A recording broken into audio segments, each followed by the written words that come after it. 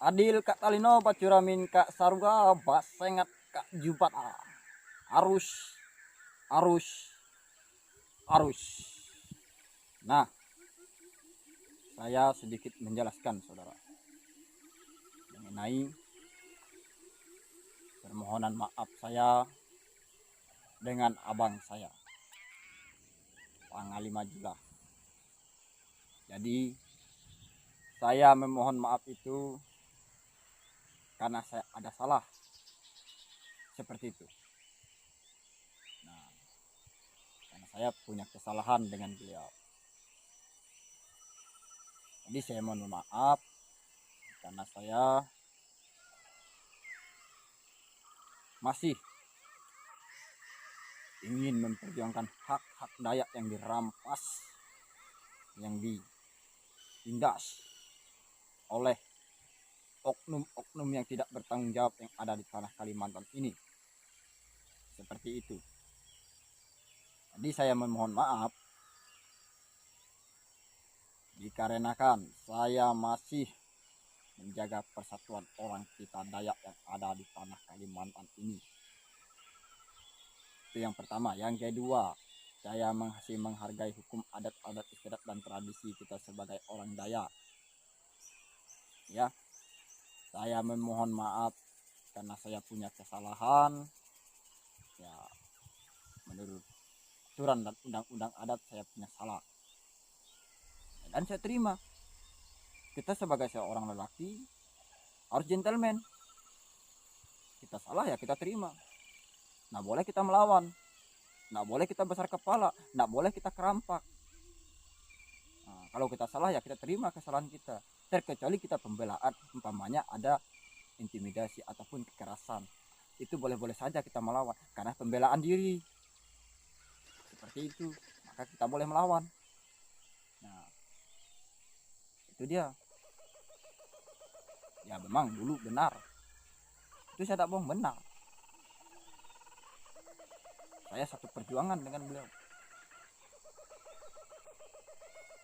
tidur sama-sama, makan sama-sama, kemana sama-sama dengan beliau. Satu perjuangan ya, itu memang saya akui. Namun seperti yang video yang sudah beredar, saya komitmen kepada sumpah janji saya pada leluhur. Nah, bukan berarti saya keluar itu karena terpaksa, bukan berarti saya keluar dari organisasinya saya tidak peduli dengan orang-orang kita Dayak, bukan berarti saya sudah berhenti berjuang untuk orang-orang Dayak, tidak. Saya masih memperjuangkan orang-orang Dayak ya dengan cara saya. Nah, bagaimana cara saya? Semampu saya dan sebisa saya, seperti itu. Nah, karena kebenaran dan keadilan itu memang sangat sulit diterima di muka bumi ini. Nah, berkenaan dengan saya sampai mencium tangan Panglima Majulah, ya, kita mencium tangan seseorang itulah bentuk penghormatan kita kepada seseorang. Kalau kita ingin dihargai, maka kita juga harus bisa menghargai orang lain. Kalau kita ingin dihormati, maka kita juga harus bisa menghormati orang lain terlebih dahulu. Nah, itulah yang dikatakan beradat. Nah, Dayak beradat, engkau maksudnya seperti itu. Nah, namun ada satu hal lagi yang lupa saya sampaikan mengenai sekian tahun Indonesia ini merdeka. Sekian puluh tahun, tak hampir 80 tahun. Tinggal 20 tahun lagi 100 tahun. Nah, tinggal 20 tahun, sekitar hampir 20 lebih tahun lagi 100 tahun Indonesia ini merdeka. Tidak ada satu orang kami Dayak yang jadi presiden. Jangankan presiden, wakil presiden pun tak ada. Oh, wakil presiden pun tak ada.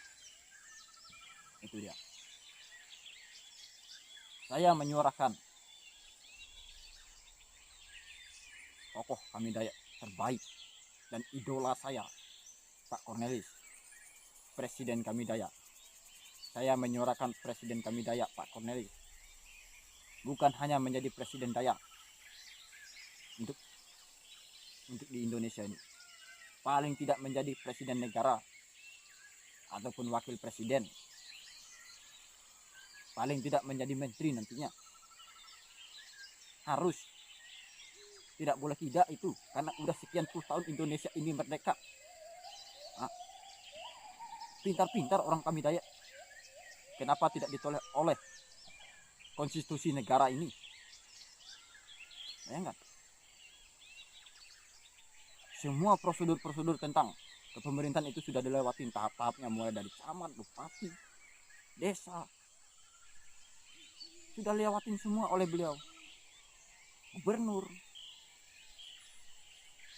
DPR, DPRI sudah dilewatin semua sama beliau. Nah, kenapa orang-orang di luar sana hanya jadi satu kali calon gubernur bisa jadi presiden? Berarti itu kan tak adil. Bisa jadi menteri.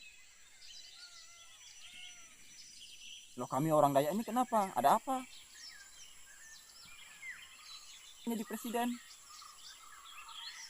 Wakil presiden pun tidak toleh. Menteri pun tidak ada. Daripada kami seperti ini, Pak, ya kami mohon maaf. Daripada seperti ini, Pak, kami mohon maaf. Lebih baik kami merdeka. Benar? Lebih baik kami merdeka.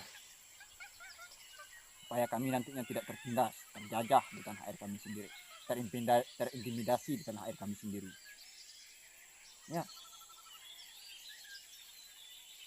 Itu. Supaya orang-orang kami ini tidak menjadi penonton di tanahnya sendiri. Tidak menjadi pengemis di tanahnya sendiri.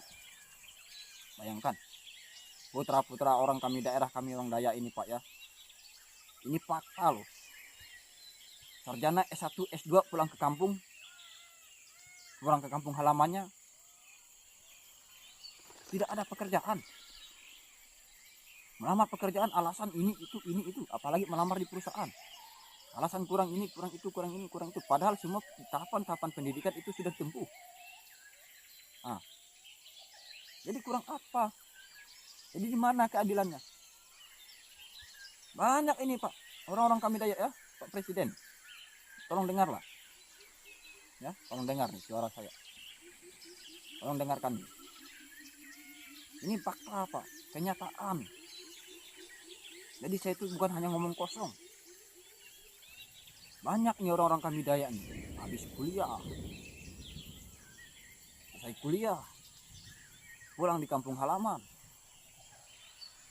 ataupun nyari pekerjaan di daerahnya sendiri, itu enggak ada yang jadi orang. 1-2